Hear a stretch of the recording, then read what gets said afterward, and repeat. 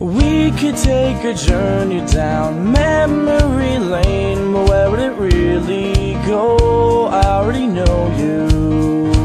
Oi gente, bem-vindos a mais um vídeo do nosso canal. Hoje a gente vai fazer review de O Segredo do Meu Marido, da Liane Moriarty, I guess. A gente já fez resenha de Pequenas Grandes Mentiras, que também é dela, e aliás foi um livro que a gente gostou bastante, então eu estava esperando muito desse, e já vou adiantando, ele não decepcionou.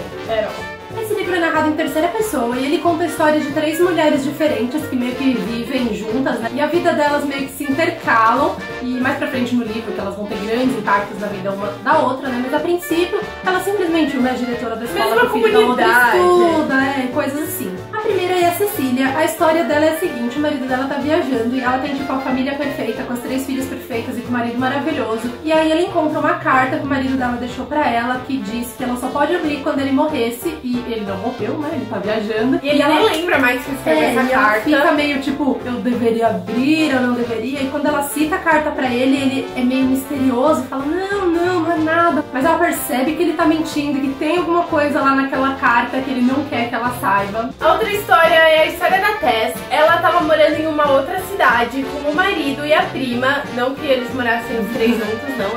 Ela apenas se mudou com a prima e aí se casou e teve um filho. A prima, ela é bem envolvida na família dela, da Tess, porque eles trabalham juntos, eles saem juntos e tal. E aí logo no começo do livro ela descobre que a prima e o marido estão apaixonados. E aí eles sentam os três pra conversar sobre esse pequeno problema.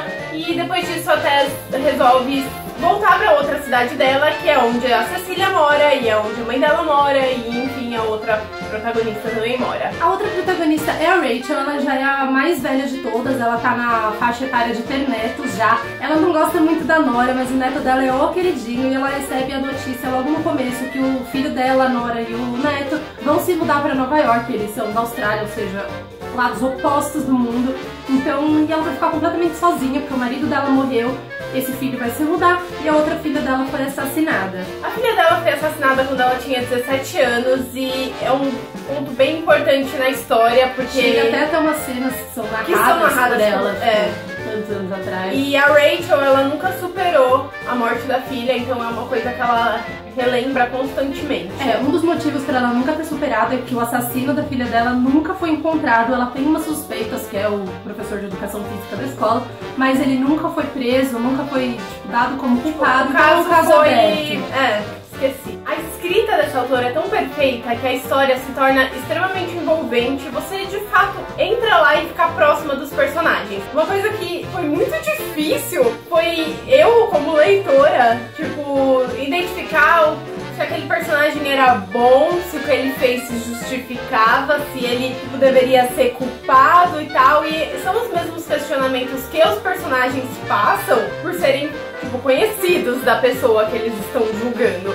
E você passa pelos mesmos questionamentos, porque você também está extremamente próxima do personagem, então você também acaba questionando toda a vida daquele personagem, todas as escolhas que ele fez e enfim.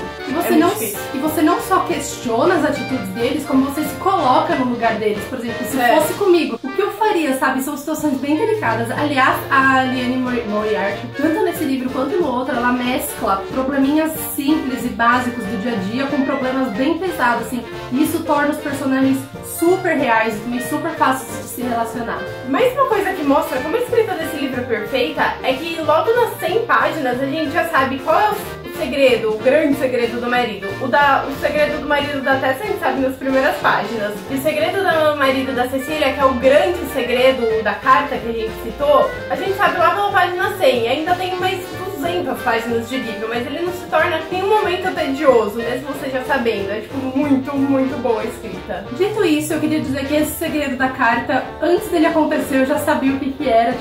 Pra mim era muito óbvio, sabe? Porque eu pensava que as histórias precisavam se relacionar de uma maneira mais forte e aquilo pra mim era a única opção viável. E de fato foi o que aconteceu, mas isso não tirou a minha vontade de ler o livro, porque eu tinha muita tensão, assim, eu precisava saber como eles iam lidar com esse segredo, não só como qual eles é o segredo. resolver. Exatamente. E depois disso ainda tem umas outras reviravoltas da história que eu não previ, só o segredo mesmo que eu meio que imaginei que fosse aquilo e, como eu disse, de maneira nenhuma tirou a atenção do livro. Tem, por exemplo, uma coisa que acontece mais pra frente no livro que eu jamais teria previsto se a Marina não tivesse dito antes do ler. O epílogo desse livro é uma coisa de outro mundo. Ele me deixou marcada, do tipo aterrorizada, não marcada de algo bonitinho, aterrorizada pelo resto da minha vida. Ele é escrito, de novo, né? Mas ele é escrito de uma forma assim fantástica. É genial, sério, genial. Levando em consideração que o epílogo deve ter o quê? 2 páginas? Foram as 2 melhores páginas que eu li esse ano, contando todos os livros que eu li, porque foram muito boas. A gente vai dar 8, porque ela é uma capa bem normalzinha, se bem que eu gosto bastante das cores, e ela é uma capa que segue mais ou menos o mesmo tema da outra, então se você vê os 2 livros na livraria, você não precisa ficar olhando, você já sabe que é na verdade, o mesmo estilo da mesma pessoa. Segue a mesma explicação que a gente disse pra Pequenas Grandes Mentiras, que era uma coisa muito filosófica, então eu vou repetir aqui. Essa flor simboliza todos os, tipo, a flor despedaçada. É, todos os problemas, como não é perfeito, enfim, era só isso.